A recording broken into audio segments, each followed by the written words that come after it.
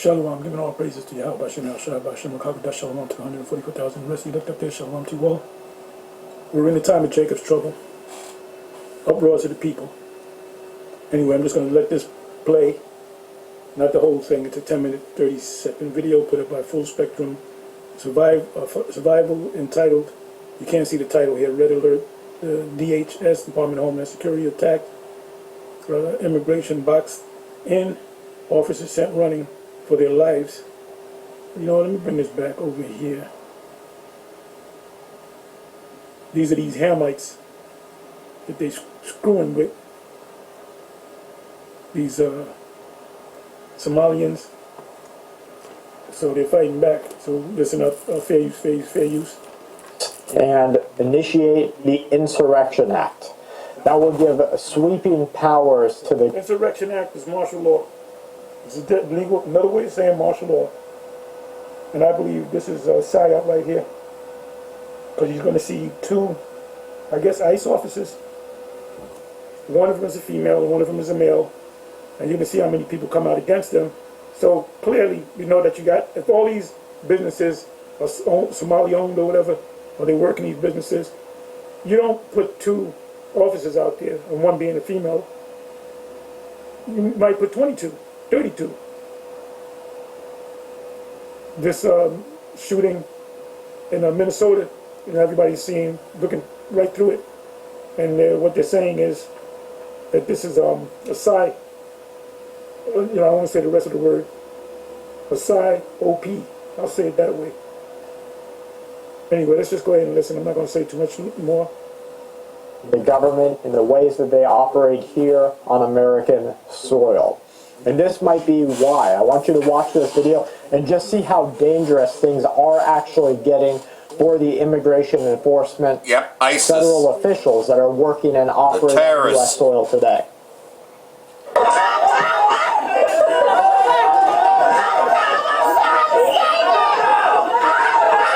They don't sound like Hamites, but you got Jake that want to be a Ham. They sound that Jake don't sound like that. Don't even sound like monkeys.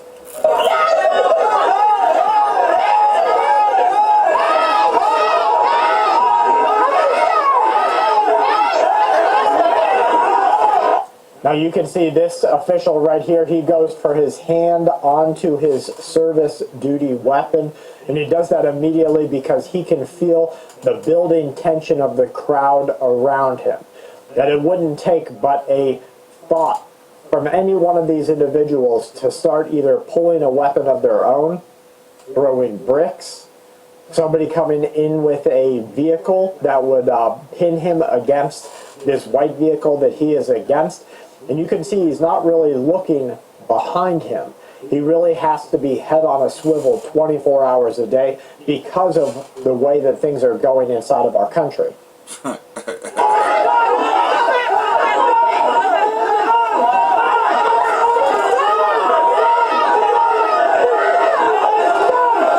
Robes on, so you know that they're Islamic. You know, most you got people that come out of Africa to the Americas. They're either Christian or Muslim, nothing else. Christian or Muslim. So these are actually Muslims. Obviously they believe in Allah.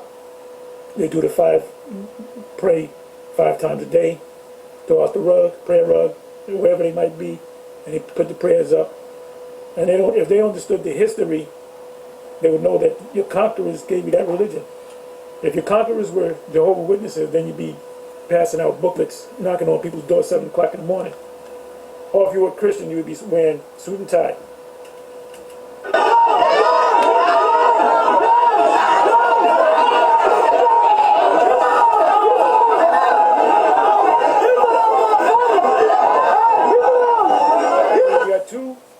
You got two ICE agents. One is a male and one is a female. Where's the rest of them? Where's their backup?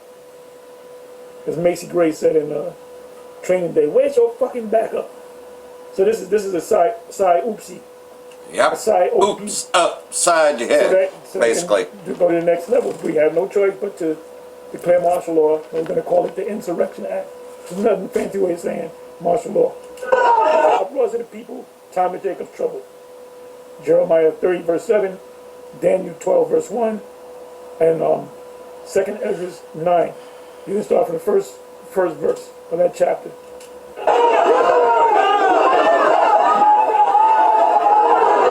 Now, people are reported to have screamed inside of this video and others, bring weapons. And so they are literally arming themselves. So that means, that's a no-no right there, because as soon as you shoot one of these ICE officers, National Guards,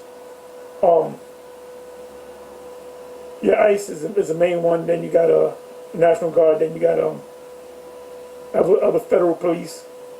The state, local police don't want to work with them. And they're immune to any state laws. So, you know, if one of them, let's say two of them got shot and killed, that's automatically, that's martial law right there. That's martial law. They're gonna turn that, force it up. So this is there, and they're falling in against the wider federal government. Trump will act so quickly to bring martial law into the United States of America that these people do not even understand the fire that they are playing with. But he's not going to call it martial law. He's going to call it enacting the Insurrection Act. You know, there's a different thought process. One, you can teach your kids about fire and fire safety, and one, you let them get burnt. I believe in teaching your children about fire safety, but we are right now witnessing the Republican side saying, hey, let them get burnt. Let them see what happens.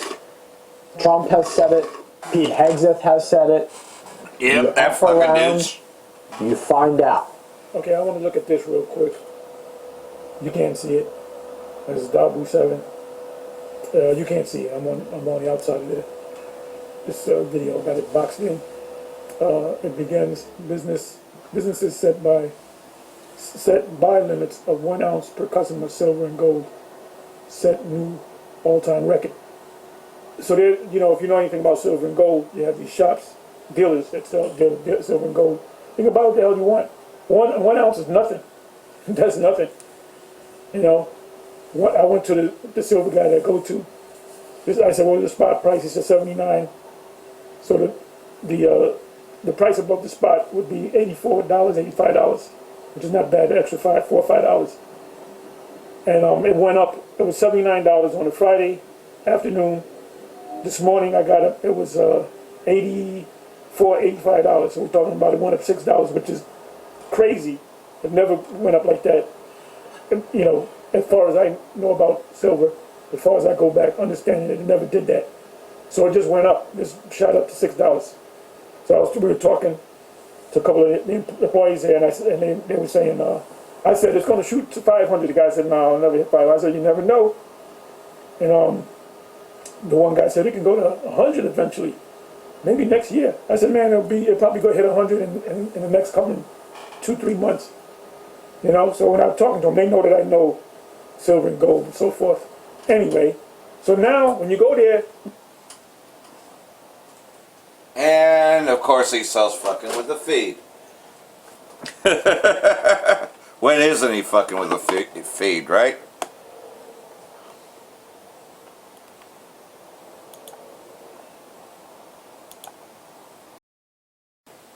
you can only buy one coin at a time. So you don't hoard silver and gold. Silver and gold is important, not just to the U.S. but to the world. China, as of January 1st, stated that they will, what's the term? They're going to no longer export silver from China. And I believe there's 70,000 metric tons of silver. That's a good amount of silver too. And it makes the prices go up even quicker. And so that is maybe the direction that they are allowing this to go. This could, and this is going to fuel the left side. This is going to fuel them all to feel like, look, they pushed away the immigration enforcement there. We can do it here. So they'll do it in Dallas, Texas, New York City, Minneapolis, Minnesota, Chicago, Illinois. They'll do it in Atlanta, Georgia. They'll do it across California. And as soon as they get... These are all major cities, as you should know. These are all major cities. Enough confidence that they can keep pushing back immigration enforcement, Trump will have to act. The Department of Homeland Security will be forced into action. They'll make a show of force. They will not just sit by and let this kind of thing take place.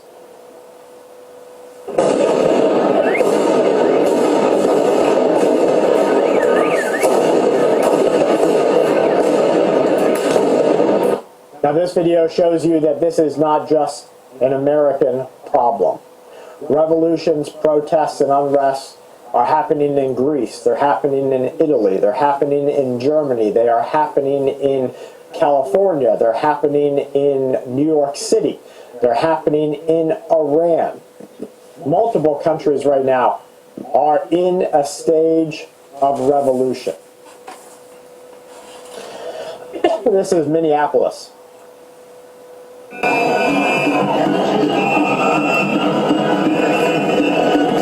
Esau set a snare. KO.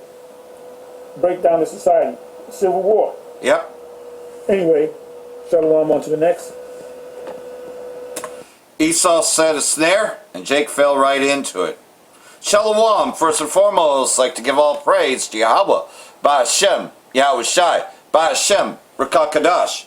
Double honor to the elders and apostles of Great Millstone, who are teaching this truth and sincerity, and shout out to Yakims out there in the four quarters of the earth proclaiming this truth. Brakah the Yahweh, Brakah the Yahweh Shai, Ba'ashem, Rakah Kadash, Brakatum. So, as you can see, uproars of the people, right? You know? Hey man, the scripture's been telling us about this, right? You know, the great I told you so is already here, you know? You could see it playing upon tables, right? He may run that readeth it, you know? It's very much a no-brainer that the Most High is amping things up. Trump threatens to keep ExxonMobil out of his plans to loot Venezuela oil. I guess, Exxon really just did not like it. Trump accused Exxon of playing too cute after the firm's president declared that Venezuela is uninvestable. Okay, so basically he's cutting them out of the deal now. Because, you know, they didn't want to really spend the money to restore all those pipelines, you know. Because it's a huge expense. So Trump's just cutting them out. U.S. President Trump threatened to keep Exxon out of Venezuela as of the 11th of January, adding that the company is playing too cute. The remarks follow a high-profile White House gathering with major oil executives where Trump pushed for large-scale investment in Venezuela's energy sector. We have so many companies that want it, and I probably am inclined to keep Exxon out, Trump said that the company was playing too cute. U.S. President said the warning was directed at Exxon after its chief executive challenged the feasibility of returning to Venezuela under existing laws and commercial conditions. Well, you know, okay, you don't want a part of this loot? You're out. That's pretty much it. You know, because Esau's nothing more than a thief and a liar. And you got this show of force, right? Because after Trump had seized an oil tanker from Russia, well, Russia's now showing what it's capable of doing and what it can bring, and here's a destroyer from Russia. Open source trackers say a Russian warship appears to be escorting 2 sanctioned cargo ships near NATO's southern maritime flank. According to ship tracking data and OSINT analysts, the convoy was observed south of Portugal on January 9th. Trackers describe the escort as unusual for this route, but what it means depends on what the ships are carrying, still unknown. The escort comes soon after U.S. officials announced the seizure of a Russian-linked oil tanker. Some analysts interpret the escort as a signal and a deterrent, but Moscow hasn't publicly explained the purpose. The deployment raises immediate questions. What are these ships carrying? Where are they really going? And how will the situation develop if American forces encounter Russian naval escorts protecting sanctioned vessels? The convoy consists of 3 vessels, according to maritime tracking and open-source intelligence analysts. The escorting warship is identified as the Severomorsk, a Udaloy-class anti-submarine warfare destroyer from Russia's Northern Fleet, commissioned in 1988. The Severomorsk carries advanced weapon systems and sensors designed for anti-submarine warfare. Its deployment alongside civilian cargo vessels is described by trackers as highly unusual. The 2 cargo ships under apparent escort are Sparta 4 and MYS Zelenaya, both tied to companies under Western sanctions, according to sanctions listings and reporting. Such direct naval escort is rare for civilian shipping in these waters, analysts note. Russia usually does not deploy this level of protection without reason, according to observers. Sparta 4 is not an ordinary cargo vessel, according to sanctions documentation.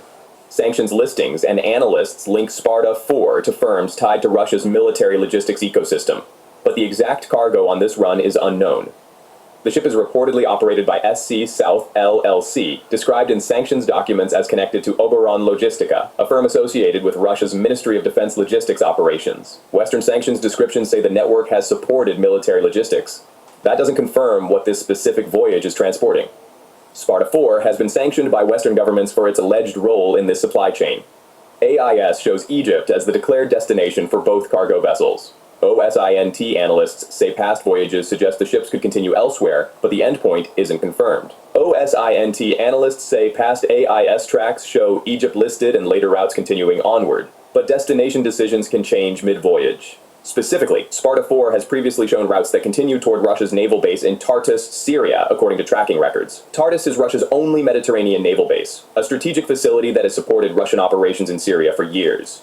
Any cargo heading there would likely be of military or strategic significance. The movement of MYS Jelania has prompted speculation. Analysts say its track could support a North Africa stop, but Libya is not confirmed. The second cargo vessel, MYS Jelania, has different but equally significant connections, according to reports.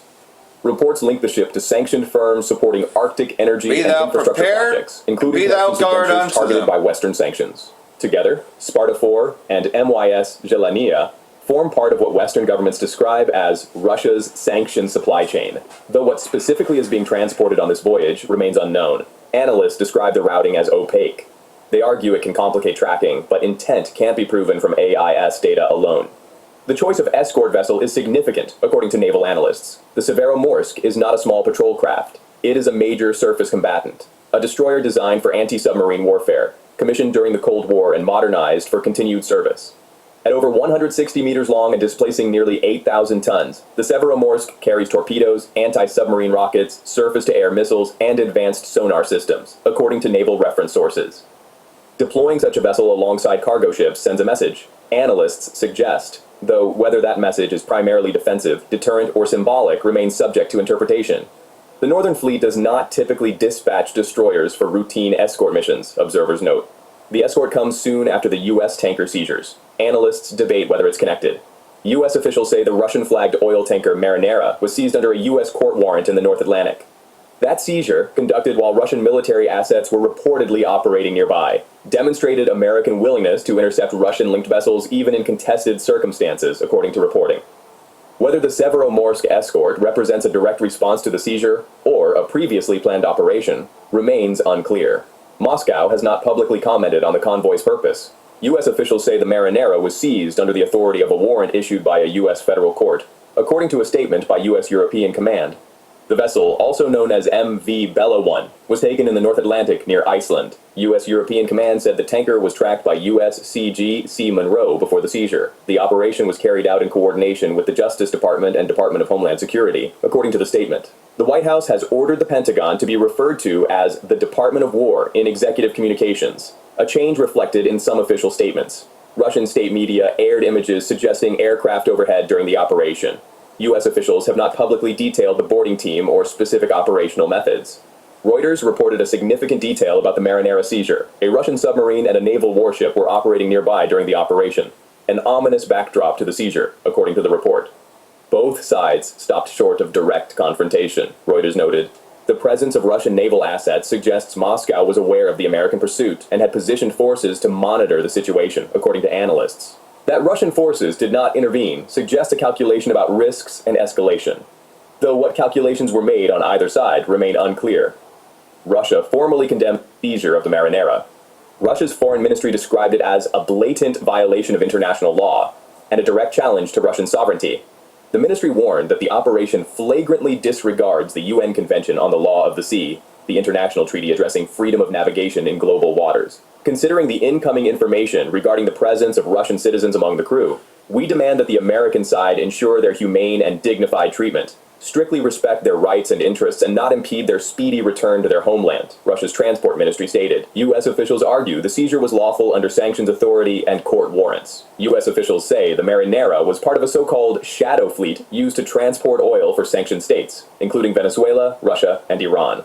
The tanker was sanctioned by Washington in 2024 for allegedly transporting oil on behalf of a company linked to Hezbollah, according to U.S. officials. And you see who's behind it, who's instigating it. The least of the flock, which shall draw them in. Draw who? Babylon the Great in. And like everything else, though, shall make their habitations desolate because of them. Meaning that Babylon the Great will be taken out. Because the Most High has set his face against, well, not just Babylon, but also against Gog and Magog, which he's using right now to bring down Babylon. DC, New York brace for deep mid-January freeze. So like everything else, though, as you would say, hell is freezing over, right? Because this place, Babylon the Great, is hell. And it's freezing over.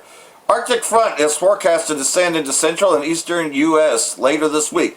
Above average temperatures will give way to below normal conditions across the mid-Atlantic and northeast, bringing colder weather back to major metro areas through the end of the month. The setup closely mirrors December weather pattern that locked much of the eastern U.S. into a prolonged cold spell, sending natural gas prices higher and increased heating demand. So, like everything else, so even though you think, oh, well, gas is going to come down, no, they have reasons to bring it up. Of course they do. You think this government stole all that just so you can save money at the pump? Fuck no, they didn't. They did it to fuel the Israeli state, the least of the flock. And like everything else, though, Russia is continuing to win the proxy war in Ukraine, right? Because they know it's a NATO war, but at the same time, with Babylon the Great about to break that alliance, where does that leave them? Exactly, because like everything else, I don't think they're going to be fighting Russia if it breaks up.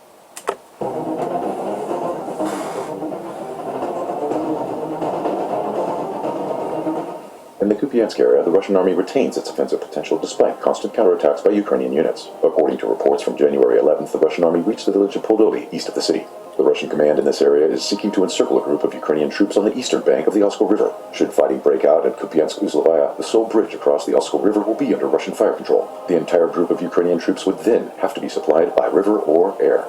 On the front line in the Konstantinovka area, assault units broke through to Novodimitrovka and began fighting for control of the village. Capturing it would allow Russian forces to use the village as a springboard for an attack on the city's outskirts. Further south, advanced assault groups began fighting for Ileinka and Berystok. The Russian command is attempting a tactical semi-encirclement of the city. Additional reserves have been transferred from the rear to accomplish this task.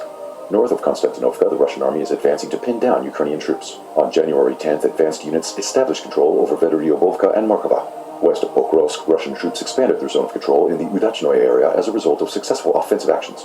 The Russian army took control of the village of Zelyone north of Gulepolya. As a result, the front line moved close to the main line of defense of the Ukrainian troops in the area. By the end of 2025, Russian troops had broken through the northern part of this line. Consequently, the rear of the Ukrainian units holding this position is now threatened. This is evidenced by the expansion of the bridgehead in the area of the breakthrough. Russian troops have taken control of the town of Pryluki north of Galiipol. A significant improvement in its positions in the Konstantinovka area was the Russian army's key success over the past weekend. The city is clearly being surrounded on three sides. In Kupiansk, Ukrainian troops' offensive potential seems to be waning. Key forces are tied up in battles for the city, but have not achieved success. The lack of reserves prevents them from holding back the advance of Russian units on the eastern bank of the Oskol River. So, like everything else, that war, they're keeping it going, but at the same time, though, Trump is still continuing to threaten to invade Greenland. Trump announces 25% tariff against countries doing business with Iran, because like everything else, though, he has a plan to do an airstrike against Iran very shortly, and so he's also looking to penalize anybody who does business with Iran, right? Iranian official reportedly places death toll from crackdown at 2,000 people. U.S. President Trump said he was imposing tariff rate of 25% on any country that does business with Iran as an Iranian official said 2,000 protesters have been killed in the crackdown. Effective immediately, any country doing business with the Islamic Republic of Iran will pay a tariff of 25% to any and all businesses being done with the U.S., Trump said in a post on Truth Social. U.S. tariff hike on goods from many nations, including China, Russia, India, and Turkey, means higher prices for Babylonian importers. So fuck America, right? That's what they should say. Hey, fuck you, you know? Hey, you know, Trump is getting America more and more hated, right? Iran warns it is ready for war as Trump weighs in military action. Iran foreign minister said the government is open to resuming talks with the U.S., but is prepared for all options if they should decide to attack. Iran has warned on Monday that it is ready for combat against the U.S. as Donald Trump considers military action. In an interview with Al Jazeera, Agrashi said the government is open to resuming negotiations with D.C. but is prepared for all options, claimed that the military is now more prepared compared to the 12-day war with the Israeli state last year. U.S. officials said yesterday that Iran has privately made overtures to the administration in recent days and that Trump is interested in diplomatic outcome. So like everything else, though, Trump repeatedly threatened to launch military attack against Iran if security forces kill protesters, you know. Just, you know, it's continued rhetoric, right? And like everything else, though, he's also planning to, you know, go in. And like everything else, though, Stu Peters' network really goes into things. So we're going to play a little bit of this and continue on. Federal agents and pockets of AstroTurf civil unrest orchestrated ICE riots. I'm sure that you can relate to this, but having small talk, engaging in meaningless conversation and pleasantries with people that don't discuss the topics that we do every day can be a little bit frustrating. And God love them, but that was the case with these hockey dads throughout the weekend. But the ICE riots provided some relief to that because that, you know, obviously generates conversation. And by extension, this show came up when one of the dads asked when I turned on Trump. Said he found me during the days of COVID. He's been with me for a long time, really enjoys the content. But what happened to you, Stu? When did you become so anti-Trump? Listen, believe me when I say that I don't enjoy having to discuss the reality that my president, the president of the United States, is ensnared and embroiled and consumed. You mean the Zionist shill? Implicated in a child sex trafficking criminal pedophilia scandal. But that's the hand that we've been dealt. And I'm not going to ignore it. And, you know, I'm not a fan. I don't like pedophiles. It especially pissed me off throughout the weekend turning on the TV, watching the commander-in-chief crack jokes and have a good laugh next to Marco Rubio in the East Room, checking out the new ballroom grounds through the window, and making light of conversation that includes sending young American men to go fight in every corner of the earth to die in wars that do nothing to benefit my country or its people. They don't benefit us economically. They don't make us richer or more prosperous. In fact, they do the opposite. They do nothing to bolster our national security interests or make us safer. In fact, to the contrary, they put us in more grave and imminent danger every day. So if you thought that we were just going to emerge from the weekend and wake up on this Monday, January 12th, 2026 to a blissful state of world peace, well, newsflash, President Netanyahu is still running this country through his proxy, Donald Trump, his favorite wall-humping power bottom. And so as a result of that, every single day, this country and really the entire world are drawing closer and closer to all-out war. When I say all-out war, I'm talking about war on nearly every continent on the planet, a modern-day world war, initiated by none other than Donald Trump. Third World War comes quickly. Would be a peace president who would single-handedly end every war in the world in 24 hours. Remember that? He was going to usher in the Golden Age, the likes of which we have never before seen. Well, that never happened, obviously, and instead our reality is the complete and exact opposite. We already know, we all saw what happened in Venezuela, right? That situation is far from over, by the way. In fact, the struggle in Latin America is only just beginning. Those government officials that were all gathered and laughing in the East Room with their bankster friends and private equity oligarchs and real estate developers and oil industry kingpins, they were all there setting their sights on the likes of Colombia and Mexico and Cuba, probably other Spanish-speaking countries as well. And then a little bit north, things are getting dicey. As President Trump says, no matter what anybody has to say about it, the United States is going to take Greenland. Not just from the igloo people who live there, but from the Danes who own it. And that's where things could get really interesting, because Denmark isn't some backwater third world hellscape. No, Denmark is a white, Western, European, civilized nation that also happens to be a member of NATO, and they made it pretty clear they're not going to just agree to just hand over Greenland to the United States and call it a day. Denmark doesn't want to give Greenland to the United States, and quite frankly, the people of Greenland don't want to be a part of the United States. But for Donald Trump, negotiating is just not an option. This guy has made it very clear that he'll just kill anybody that won't give him what he wants. Now, according to this report that was released late last night on Sunday, apparently the American officials and Danish representatives are going to meet on this Greenland issue on Wednesday, and you can bet your ass that when members of this fake occupied government march into that room, they're going to try to shake these people down and likely threaten them. Actually, Trump already has. He was aboard Air Force One when he told the media, quote, "I would love to make a deal with them. It's easier, but one way or the other, we're going to have Greenland. If we don't do it the easy way, we're going to do it the hard way," end quote. And it's become very obvious that this hard way that he's talking about absolutely includes waging war on another white Christian country over a frozen chunk of land that, no matter what anyone in power tells you, does nothing to advance American interests and nothing to advance an America First agenda. In fact, to the contrary, I would go so far as to say that this seizure of Greenland is just another step forward in this long march to completely and utterly, totally destroy America, turning not just our country and apparently not even just our continent, but the entire Western Hemisphere into a Jewish-owned superstate. Yep. A place where real least Americans the are a flock tiny shall minority draw them and are out. ruled over by a self-appointed class of bankers and technocrats following orders given to them from Rothschild Boulevard in Tel Aviv. We talked just the other day about Paul Singer, a Jewish AIPAC-loving political donor who is responsible for this attack on Venezuela and the kidnapping of a sovereign nation's president, Nicolas Maduro. Paul Singer, it was in a Delaware courtroom, of course presided over by an AIPAC judge, where Singer got a sweetheart deal to buy up Citgo, the American arm of Venezuela's oil industry, when the U.S. government forced its sale at gunpoint. And then Paul Singer effectively rented the United States military, which Donald Trump has apparently put up for auction, to do his bidding, to go into Venezuela and take out Maduro, and if needed, completely invade Venezuela and place its people under a more brutal martial law than Maduro or Chavez before him could have ever dreamed of, all in order to steal their oil. When Trump attacked Venezuela, he actually notified oil executives first, before he ever even told Congress, if he ever did. And we can jump back into Latin America later on because there's a lot more to talk about on that front, but I bring up Paul Singer and Venezuela into the conversation because the story in Greenland isn't all that different. As a matter of fact, it's very much the same, because in Greenland, once again, Donald Trump and his administration are about to go to war on behalf of moneyed Jewish interests. It's already happening. Yep. All of this has already been set into motion. The only question is, when will the invasion commence where we start killing all of the igloo people? Now, just a moment ago, we were talking about Paul Singer, but in the case of Greenland, we're going to talk about another Jewish billionaire called Ronald Lauder. We've talked about him here on the program before. He made his fortune selling makeup, and it just so happens that Ronald Lauder happens to be the head of the World Jewish Congress, the radically Zionist pressure group that in the 20th century took on a leading role in pushing the Holocaust narrative, and now in the 21st century is further weaponizing that narrative openly to attack the free speech and free association rights of American citizens. Ronald Lauder would love to throw you in prison if you say something that he doesn't agree with. If you question Israel or the people running it or their relationship with the United States government or their relationship with any other government for that matter, Ronald Lauder is an enforcer, and right now he's preparing to rent the U.S. military, just like Paul Singer did in Venezuela, to enforce his will on the people of Greenland and, in turn, the people of America. Lauder has been pushing for the annexation of Greenland since way back in 2017, the first time that Trump was in office, so much so that without attracting a whole lot of attention from the public, Lauder established an investment consortium registered in Delaware, again, the shell company capital of America and maybe of the world, called Greenland Development Partners. And through Greenland Development Partners, Lauder has been quietly buying up control of Greenlandic companies, including one called the Greenland Water Bank.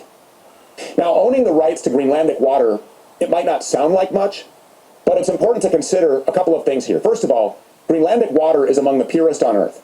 Yep. And we're entering into an era which, just like Gaddafi had the purest water in the northern region, are on the verge of becoming as sought after as oil rights or rare earth mineral rights.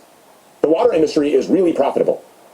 But that's not all, far from it. On the other hand, buying up a Greenlandic water company or any Greenlandic company gives Ronald Lauder a foot in the door. It establishes him as a player in the Greenlandic economy, which isn't very big, and so it's noticed.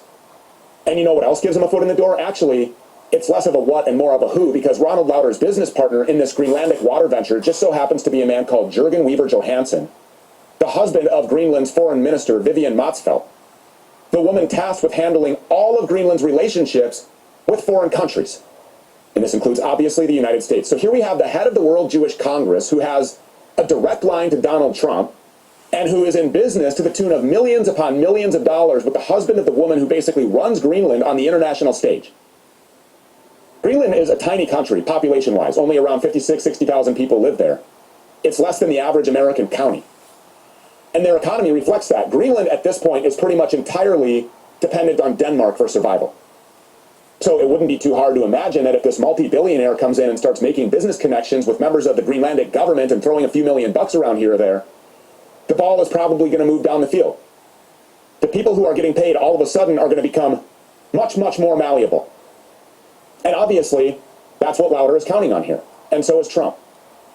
And if that doesn't work, they'll send in the military.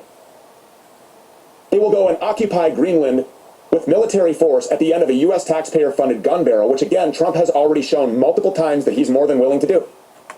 And like everything else, though, this has been a rumor of war, and hey, it's pretty much, you know, on the horizon, right? You know, and you still have all these anti-war protests, right, going on worldwide, not just over here in Babylon, but all being staged.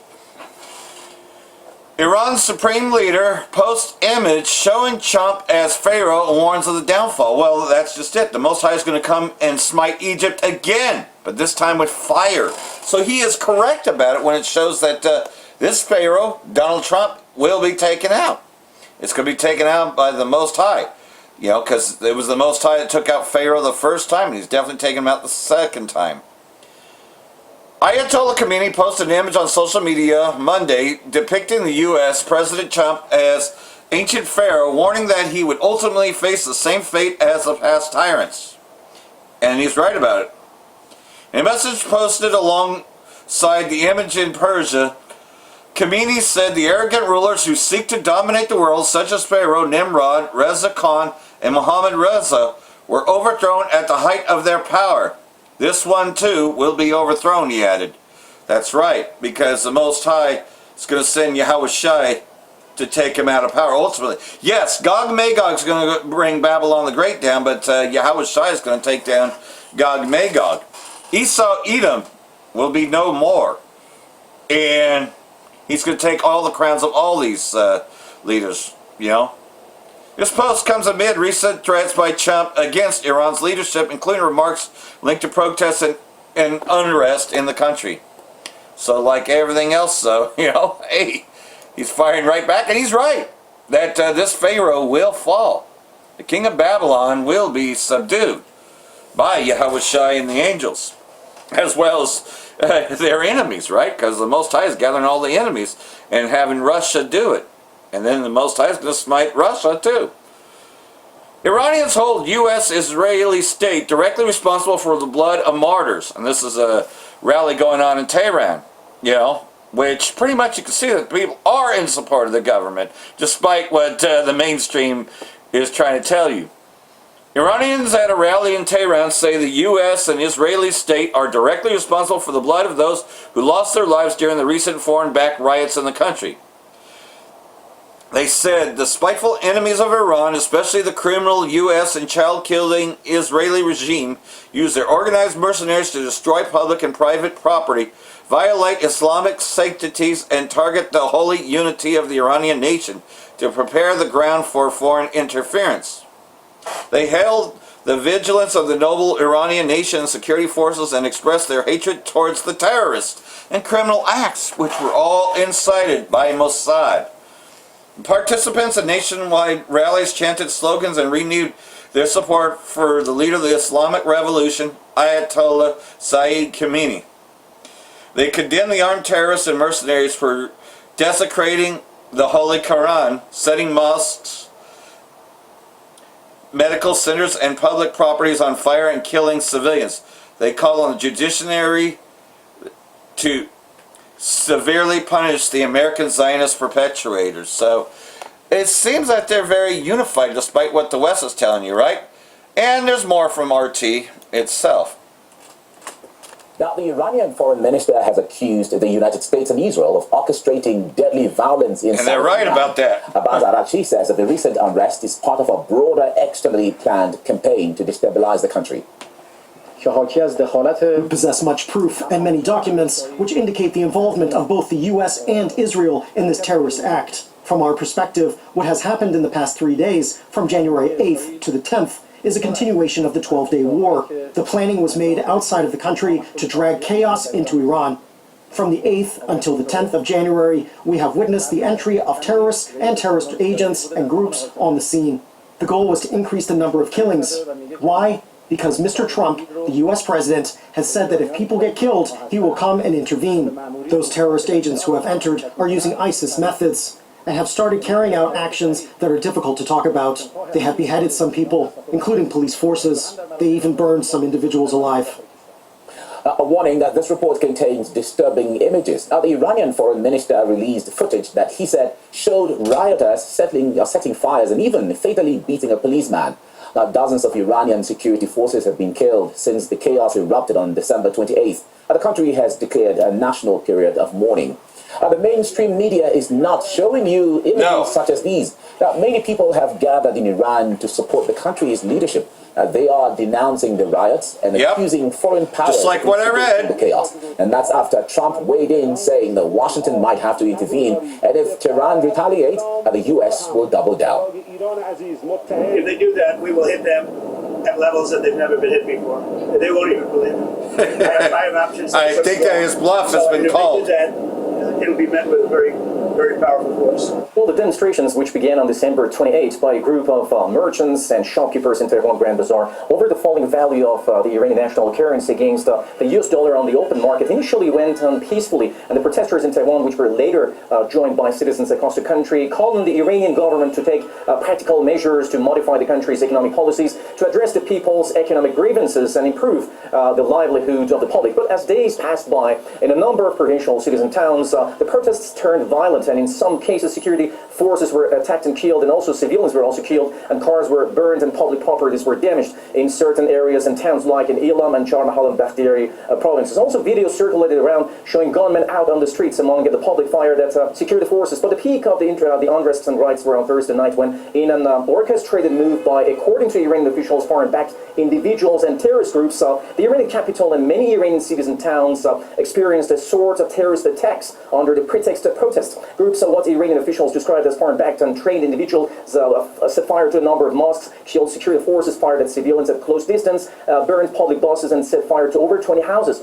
They also attacked banks. In such orchestrated riots and terrorist acts, a nurse was burned to death. Also, a 3-year-old girl was shot dead while she was in her father's arm. Also, heads of a couple of security forces were blown up after being severely beaten to death by trained and foreign-backed rioters and terrorist elements. Until Thursday night, the Iranian police tried to show restraint, but when such a chaos happened with the aim of creating insecurity and pushing the country towards violence, police and security forces intervened strongly with the aim of protecting the lives of ordinary people and defending the lives of its personnel, as well as protecting the public properties. As Iranian security officials had earlier warned that such violence and riots had been guided and supported from abroad, and that the foreign intelligence services were using social media and the internet to manage and guide its elements and promote violence and unrest. The internet was shut down in Iran as of Thursday night for the Iranian police to be able to control the situation and curb the promotion of violence. So it was shut down for a little while, but it was also restored too. Blackout. Well, with the interference of the security forces, the situation is now fully under control, and in the past 2 nights, Iran has experienced relatively calm nights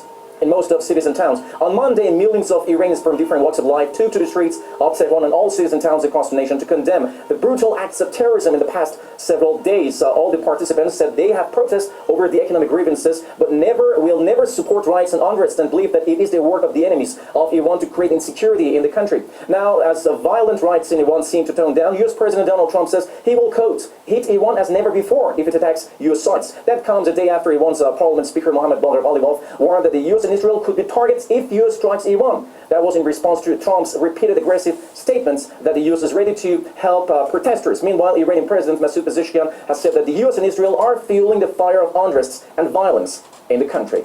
These are not protesters, they are violent agitators. Protest is the right of the people, and we are obliged to respond to their protests. But unrest and attacks on public places, setting fire to mosques, burning the Book of God, this is clearly a plan by the United States and Israel. The people can see it. This is Israel speaking of humanity, while at the same time inflicting such suffering on human beings. Meanwhile, Israel, as the closest ally of the United States, is openly voicing support for the unrest in Iran. Israeli Prime Minister Netanyahu has expressed his support for what he calls the struggle of the Iranian people for freedom. Israel is closely monitoring the events unfolding in Iran. The protests for freedom are spread throughout the country. The people of Israel and the entire world stand in awe of the immense bravery of Iran's citizens.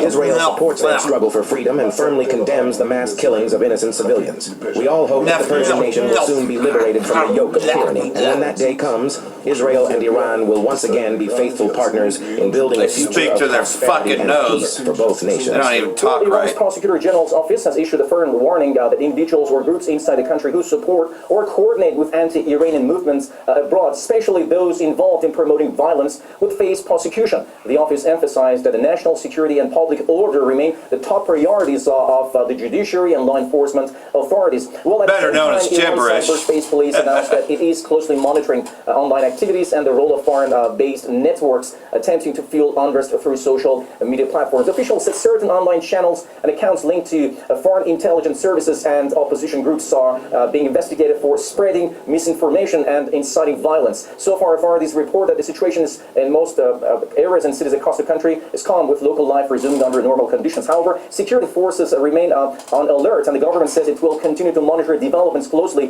to ensure peace and stability across the country. So, like everything else, they're all unified and they know who's directly responsible for it. Historic day. Leader hails massive nationwide rallies as a blow to the enemy plots. So, like everything else, their plots have been foiled. Ayatollah Khomeini made the remarks on Monday in a message to the Iranian public following nationwide rallies in which participants condemned the foreign-linked terrorists and riots reform support for the Islamic Republic. Noble Iranian nation, today you accomplished a great task and marked a historic day. These massive gatherings, filled with firm resolve, foiled the plot of foreign enemies that was to be carried out by domestic mercenaries, the message said. So, like everything else, they are united and they know who's responsible for it. And you can't fool them with the same sheepskin, even though everybody over here is going to say, oh, they're rioting, they're shooting at peaceful protesters. Yeah, kind of like they try to do with Syria, But Iran is a lot harder to break down than Syria. In fact, I'm surprised that Syria did fall, but they worked at it, 14 years or 13 years until they did fall at the end of 2024. White House said on Monday that airstrikes against Iran are on the table as President Trump continued his threats to bomb Iran amid protests in the country. Leavitt added diplomacy is always the first option of the president, though Trump backed an Israeli attack on Iran during the last round of nuclear negotiations back in June. Yeah, I can see that they're, going for, peace talks while threatening to attack them. Yeah, that's a good way to negotiate peace. Syrian president says Egyptian companies have priority in reconstruction. So, like everything else. So it's a big, huge bill to reconstruct Syria to what it once was. And these terrorist groups are the reason for the destruction in Syria, with the support of the Israeli state and the U.S., and not to mention all the shit that's been blown up ever since this guy was put into power. Look at how much shit the Israeli state blew up. And not a word from Syria, from the new Syrian interim president. Just let the Israeli state have their way, and just destroy all the airfields, everything. That was once Syrian Arab Army positions, right? Which, if it's a transitional government, would mean that he would take control of those things, right? No, he had to deal with them, and pretty much to disarm. And that's what's happened. They don't have all the military that they once had under Bashar al-Assad. Syrian President al-Jalani said Egyptian companies will have first priority to take part in Syria's reconstruction process, stressing that Syria is keen to benefit from their experience to help the country keep pace. And hey, man, it's going to take a lot of fucking money to fucking restore Syria back to the way it was. It'll never go back to the way it was. There isn't much time left. Syrian president said Syria has passed through many difficult stages, especially before the lifting of sanctions, which he described as a very complex period. Yeah, but it helped benefit Hayat al-Sham and all the other terror groups. So, new construction, right? Because, like everything else, they went in and they pretty much destabilized Syria. Now they are talking about rebuilding it, which we know that the scriptures tell us that it will not be rebuilt, that in fact it will come to naught. And, you know, you get back to the main prophecy here, and it's coming. You know, I believe that more than anything else, the Israeli state is going to occupy Damascus, as you could see them pushing more and more towards Damascus, and, you know, pretty much they're taking more capital, where eventually they do take the capital. Isaiah chapter 17, it reads, the mournful inspired oracle, burden to be carried out concerning Damascus, the capital of Syria, and Israel's defense against Syria. Listen carefully. Damascus will cease to be a city and will become a fallen ruin. And that's by destruction. You know, and we believe the least of the flock is going to be part of what leads to that destruction. Now, it can go two ways because, again, you know, if Israelis are in control of it, Russia could take it out too. You know, you got to keep in mind, though, that this is the start of World War III. The fortified city will disappear from Ephraim, and the kingdom from Damascus, and the remnant of Aram will be like the departed glory of her ally, the children of Israel, declares the Lord of hosts. So, like everything else, so, you know, and that's just talking about the significance of Damascus and Syria, you know, just pretty much, though, that it's going to be destroyed, you know. Now, in that day, the former glory of Jacob, his prosperity will fade, and the fatness of his flesh will become lean. So, like everything else, though, you know, this is, you know, talking about, I believe you know, when you make references like that, it sounds like the Israeli state is the one that does it, right? And it will be like the reaper gathering the stranding grain, as his arm harvests the ears of grain. Yes, it will be like one gleaning ears of grain in the fertile valley of Ephraim. Yet gleanings will be left in the land of Israel like the shaking of an olive tree. 2 or 3 olives of the topmost branch, 4 or 5 of the outmost branches of the fruitful tree, declares the Lord, the mighty one of Yashala, of Israel. And what's that talking about? Well, that's talking about how 2/3 are going to be cut off, right? You know, because at this time, you know, you know, I believe this talking about when the kingdom is restored, but you know, it's going to be a shaking because, of course, Tel Aviv and all those gutter rats will be destroyed as well. You know, it's going to cause a destruction to that, and Yahweh Shai and the angels are going to destroy Gog and Magog in that day too. You know, the forces of Magog. So those bastards are going to pretty much be put out, and you know, the 1/3 is going to reoccupy Israel. You know, and we pray we're part of that hopeful elect to get to return to Israel, because like everything else, we know that you know, this day is coming, and like everything else, we know that Esau's going to come down having great wrath, knowing that he hath but a short time. You can see that. You can see martial law, aka the Insurrection Act, will be used, and they are using all these things, you know, to deliberately bring it in. You know, that's why you're seeing, you know, them deliberately, you know, set things up. This whole thing is nothing more than a setup, a psyop. So, hopefully all this has been edifying. For that I want to say, Barak the Yahweh, Barak the Yahweh Shai, Hashem Rakakadosh, Wa Abab Babal. Brakatum, Jehovah elect. Shalom.